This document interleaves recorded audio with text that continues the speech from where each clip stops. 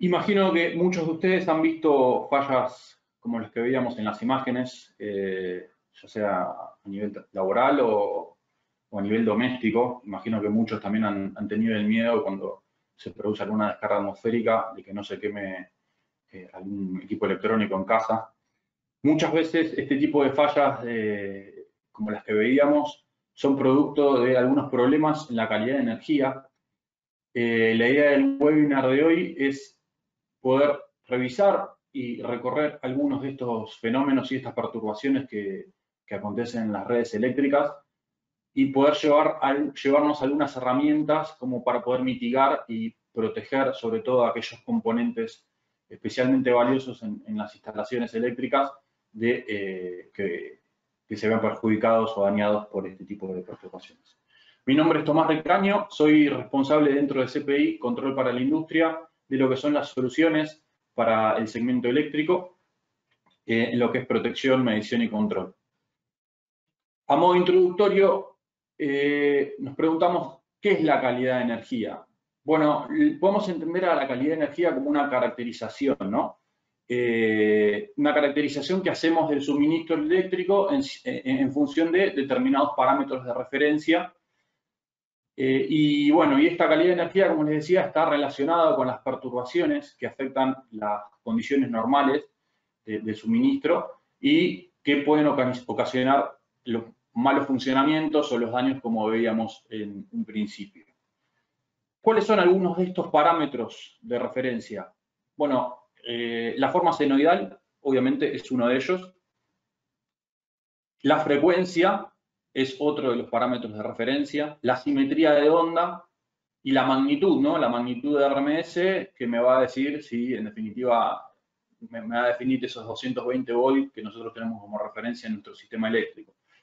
Todo esto, de alguna manera, me va a caracterizar una onda senoidal con una frecuencia, con una magnitud de RMS determinadas y que es la que tomamos como referencia en todos nuestros análisis y nuestros dimensionamientos del sistema eléctrico.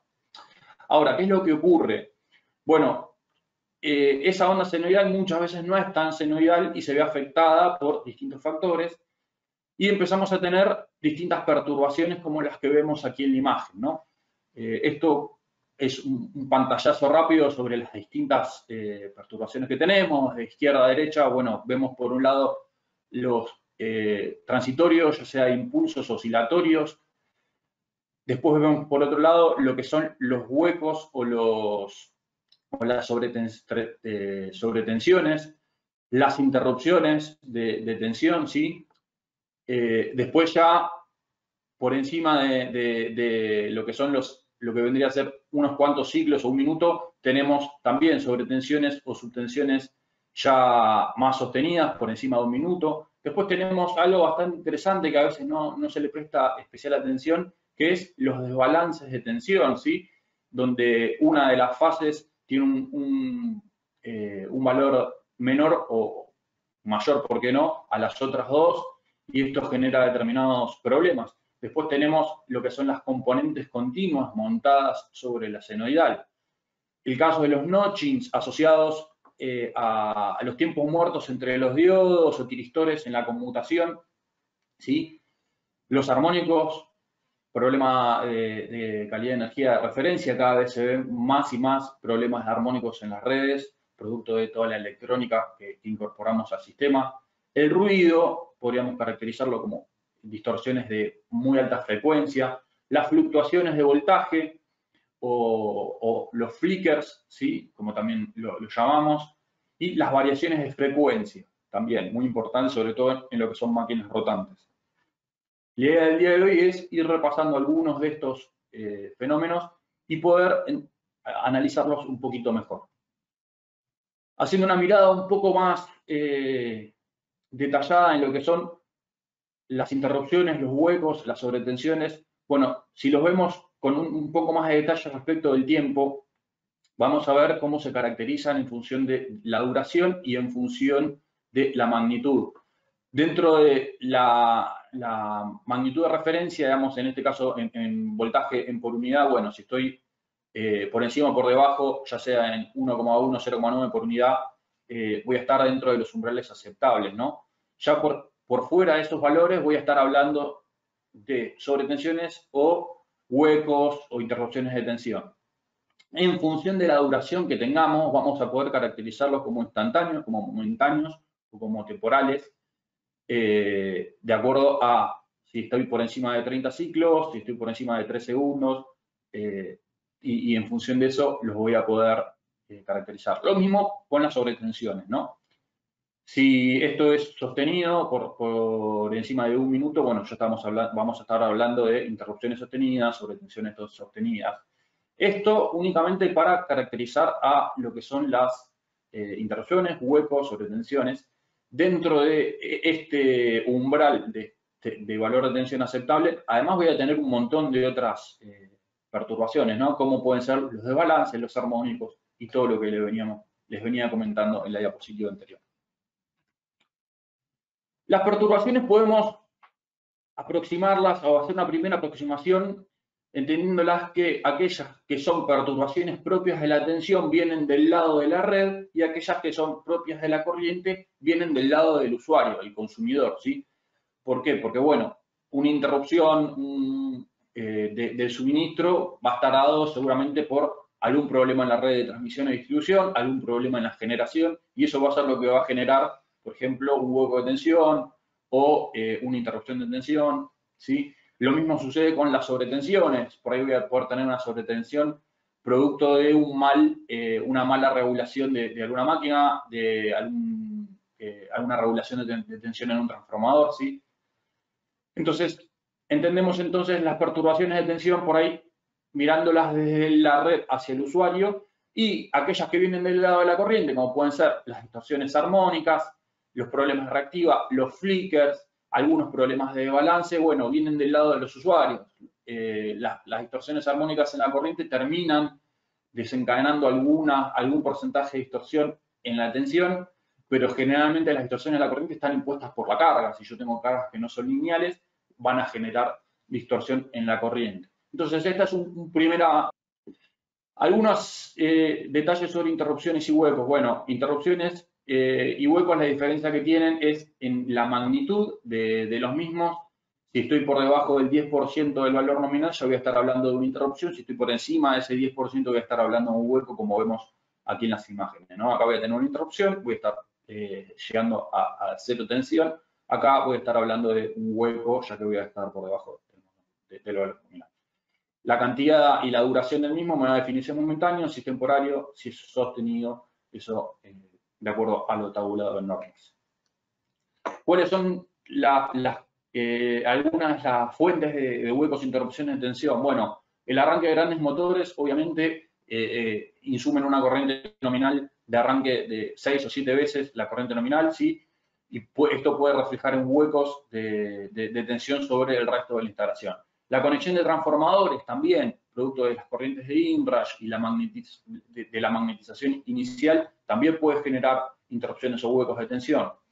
La reconexión de cargas, bueno, obviamente, al momento de tener una falla, cuando yo reconecto un montón de cargas, puede ser que esas tensiones iniciales de la red, hasta que se empiezan a normalizar y todos los motores dan arranque, etcétera, genera un hueco y obviamente no esté viendo la tensión nominal.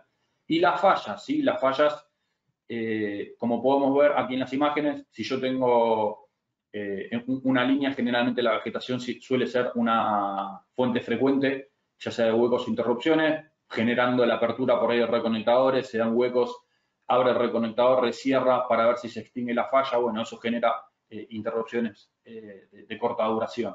En la medida de que yo tengo una falla y esta falla esté más o menos cerca del punto de instalación, ahí es donde se va a determinar la magnitud del hueco. Si la falla está muy cerca de donde yo estoy midiendo, donde tengo mi instalación, seguramente ese hueco o esa interrupción sea, no sea un hueco, sino una interrupción, producto de la profundidad. Si estoy más lejos, la voy a ver con menor magnitud de alguna manera, ¿no? Todas estas sobretensiones, huecos, interrupciones de tensión que estuvimos viendo, se caracterizan a través de estas curvas. Estas curvas hoy por hoy están normalizadas, pero en definitiva lo que me van a permitir es analizar cada uno de los eventos que vayan ocurriendo en función de la duración y en función de la magnitud para yo saber qué es lo que pasó. Esta región que dice sin interrupción están basados en equipos electrónicos, en dispositivos microprocesados, digamos. Entonces, estos dispositivos van a poder operar en estos rangos sin tener mayores problemas. Estando fuera de esos rangos, sé que voy a tener un problema en la operación, ya sea una falla o que el dispositivo se queme o que el dispositivo se apague o se cuele incluso. Pero como hoy por hoy tenemos dispositivos con microcontroladores en prácticamente todos los elementos, bueno, se toman como referencia estas curvas. Acá lo que vamos a tener es la duración del evento, es decir, si un evento, si yo tengo un hueco de tensión que duró 1 segundo, bueno, voy a estar parado acá, seguramente esté debajo de estos, de este 100%, tal vez esté por este lado, entonces voy a estar en una región donde, si bien ese hueco puede hacer que, no sé, la computadora se apague, el PLC se apague, no va a sufrir daños y va a volver a poder encender, ¿no? Si estoy por otro lado por encima, y bueno, por ahí si estoy muy por encima del 100% de la tensión nominal, bueno, puede ser que ese dispositivo se queme. Esta curva de alguna manera lo que me va a permitir entender es, en función de dónde esté cada una de estas perturbaciones, yo pueda ir, si es un analizador, darle clic y ver cuándo ocurrió eso, cuál fue la oscilografía de esa falla. Bueno, pasamos de un pantallazo rápido y un poco por encima en algunos casos las perturbaciones. Ahora, ¿qué es lo que puedo hacer para mitigar algunas de estas perturbaciones? Bueno, el primer paso para mitigarlas es poder identificarlas, ¿sí?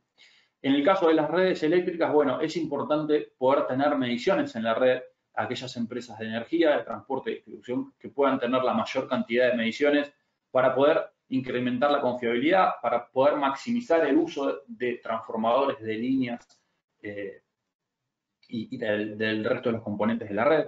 Esto también va a permitir mejorar los tiempos de respuesta ante un corte de suministro. Si yo tengo mayores puntos de medición en la red, voy a saber cuándo tengo alguna perturbación, cuándo hubo algún corte y poder mejorar los tiempos de respuesta, poder mejorar los automatismos de la red e identificar los problemas de calidad de energía que yo pudiese tener. Si yo tengo un usuario que está generando problemas de calidad de energía, bueno, en la medida que tenga mejores y mayor cantidad de puntos de medición, los voy a poder identificar antes de que por ahí tenga otros reclamos. Bien, ya como para ir cerrando y para que nos adentremos en lo que son las preguntas, ya identificamos las perturbaciones, ya vimos básicamente por arriba de qué se tratan, qué es lo que las origina, qué es lo que podemos hacer una vez que las identificamos y sabemos cuál es el problema. Bueno, hay muchas acciones correctivas de lo que estuvimos charlando que no requieren equipamiento adicional. Para corregir un desbalance, lo que puedo hacer es distribuir mejor las cargas. En algunos casos, supongamos que yo tengo problemas de armónicos en luminarias, lo que puedo hacer es utilizar alimentadores independientes o optar por reemplazo de luminarias que tengan una calidad un poco mejor y no generen tanta distorsión. Para lo que son huecos, si yo estoy teniendo problemas con grandes motores, de vuelta, puedo utilizar alimentadores dedicados para esos grandes motores. No siempre es necesario utilizar equipamiento accesorio, pero bueno, en algunos casos, y cada vez se hace más frecuente, sí es necesario.